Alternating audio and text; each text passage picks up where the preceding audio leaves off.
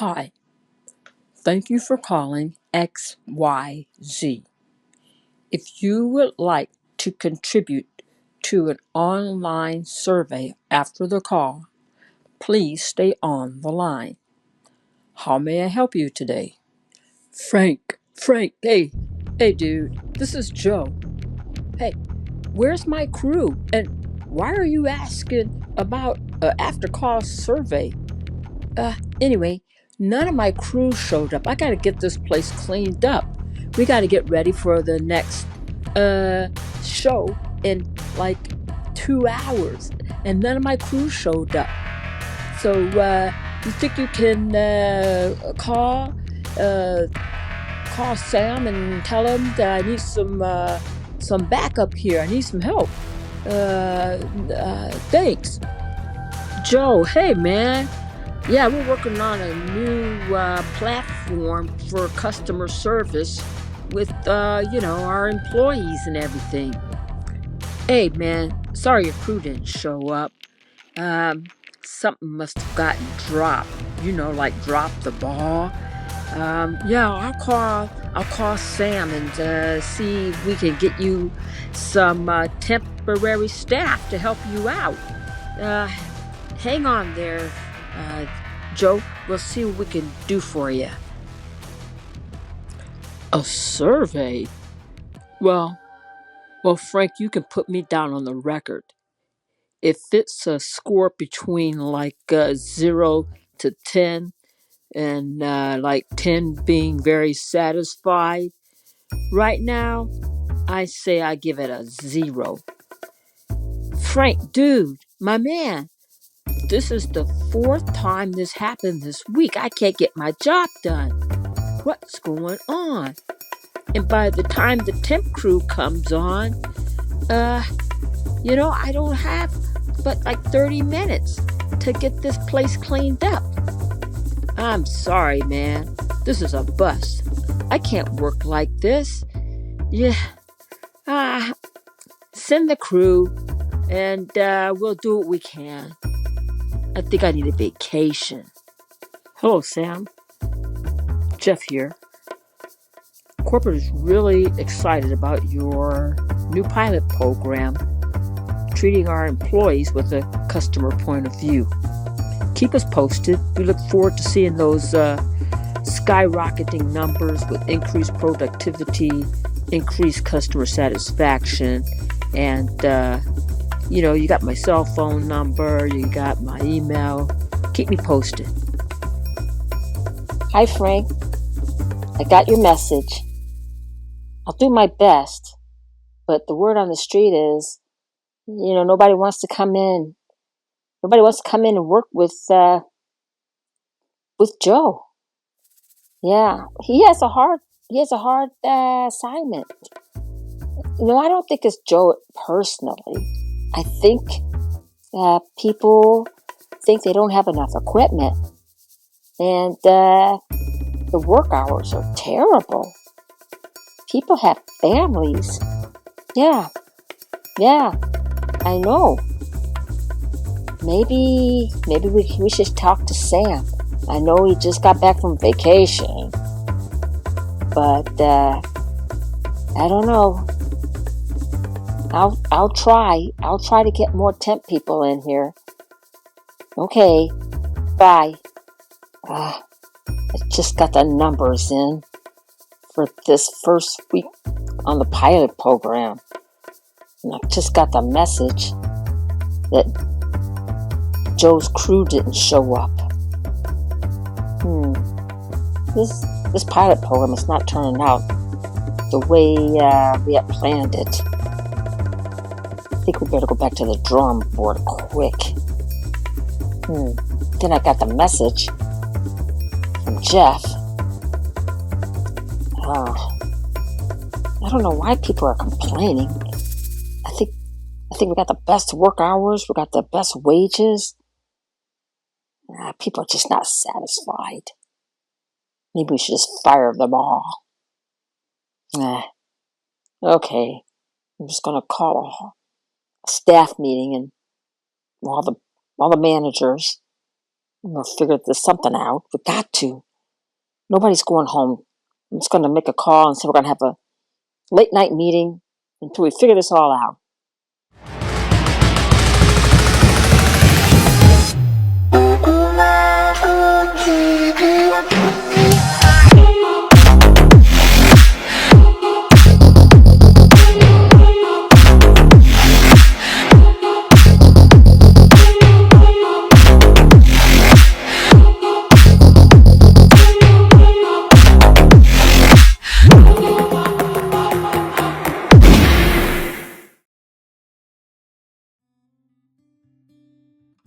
Hi, everyone. This is Eartha, and welcome to Transition Awareness Breathing Podcast.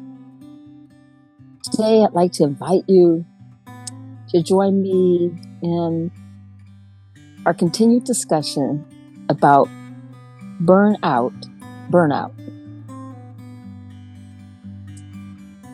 I'm not on vacation, but define vacation.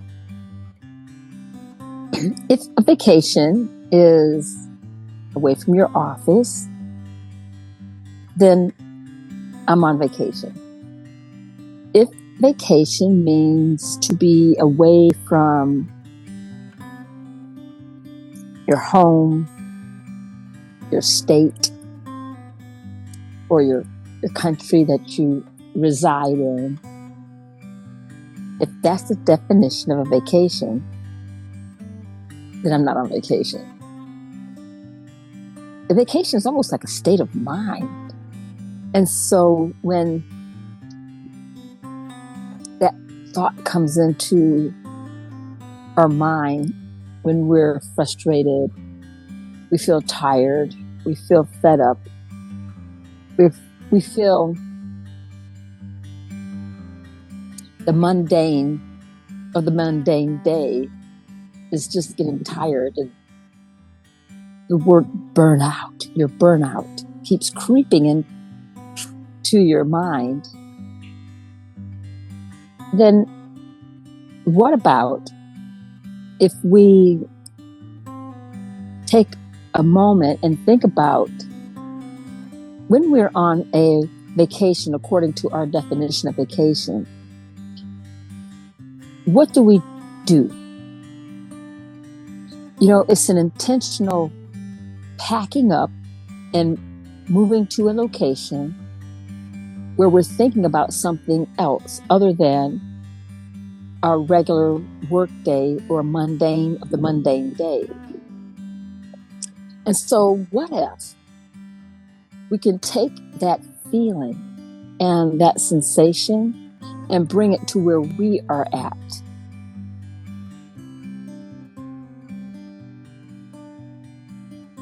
So I'm outside,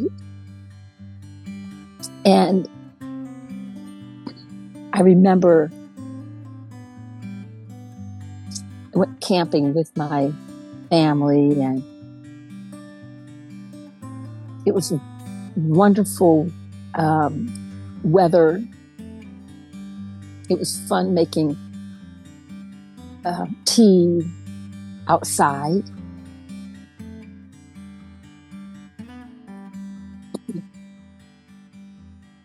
So I had my mushroom coffee.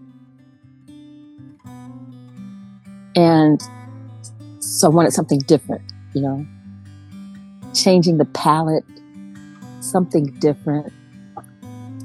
It makes me think of, wow, this feels like a vacation.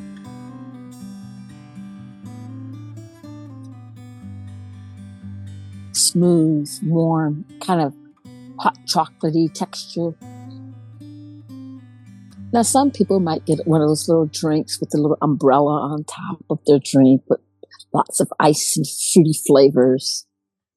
And it takes you to that special vacation state of mind. That works too. And as the mind is thinking, what is she doing? Why are we out here? We should be back in the office. You know, we should be on the computer. We're telling the brain just to take a break, chill out. It's okay. And maybe we only are out here for 5-10 minutes, 30 minutes. And meanwhile, I can even feel my muscles relaxing because it's out of its regular location. Burnout. It's using a force, and it's using our mind to cancel something that is causing a negative effect on my body, my mind, my spirituality. It's like two negatives.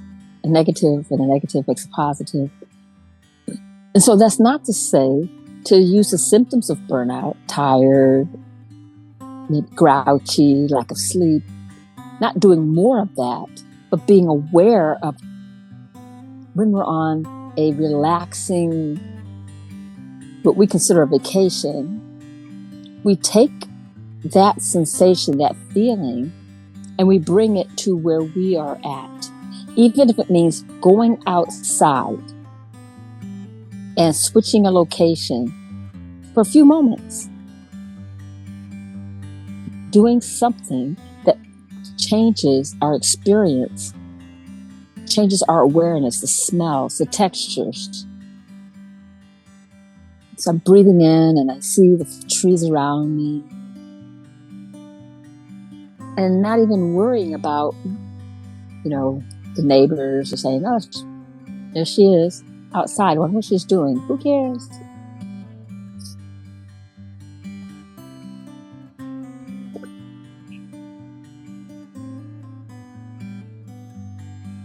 I think one of the important factors about tackling our sensation of burnout is being aware and accepting how we're feeling and not faking it and pretending, well, I'm not really tired. I'm okay. Because if your body is having different signs and symptoms of stress, then we need to really address that and allow ourselves to say to ourselves, I need to change. Maybe I need to change my lifestyle. Maybe if whatever you do that you used to do to decrease your stress, maybe that needs to be changed a little bit. If you go out walking or you're running and you've been doing that for the last 10, 15 years, maybe change the course. Change to something new. It's just a little bit of an adjustment. And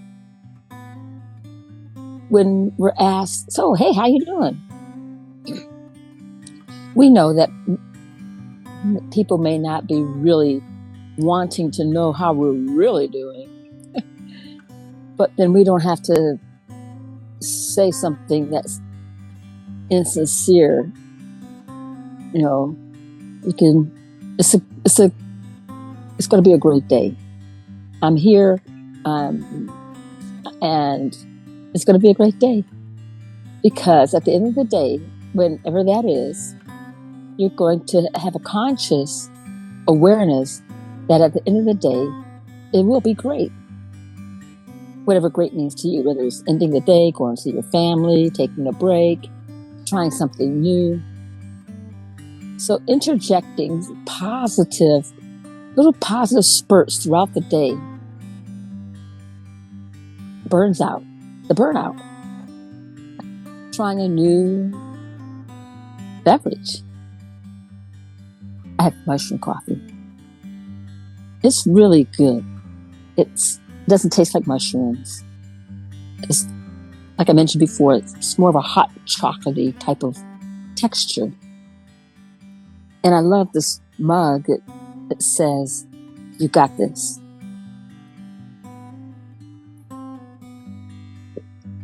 Some positive affirmations. Surround yourself with positive affirmations. Don't wait for someone to come and give you a positive affirmation, because they may be going through their own burnout. And if someone else is going through a lot of stress, why do we expect them to pat us on our back? And we can look at a perspective that stop expecting someone else to give us an affirmation. We can think of our affirmations. I handled the day really great today. I had a situation and I didn't think it would work out, and take a breath and everything worked out. Or maybe it's in a process. Sometimes challenging circumstances come in a long wind, so to speak, and it's a process. So it doesn't, when we're problem solving or handling a challenge, maybe it won't end right away in 5 minutes, 10 minutes, or at the end of the day. Maybe it needs a couple of days or a week. Sometimes we may need help. And so we may need to be resourceful and do some research and ask ourselves, who can I call? Or who can I look up and see if they've been through the same thing, and see how they handled the situation? And sometimes we just need time just to let things set. Have you ever heard the saying, "I've got to sleep on it"? My parents used to say that when I'd ask them questions at the last minute, especially at the end of the day, and something needed to be done, or something was due like the next day. And they would say, "I don't know, I'll sleep on it." And I think there's something to that, because when we make decisions, when we're tired and fatigued, oftentimes we don't make the best decisions. But when our mind is refreshed, we can make a better decision.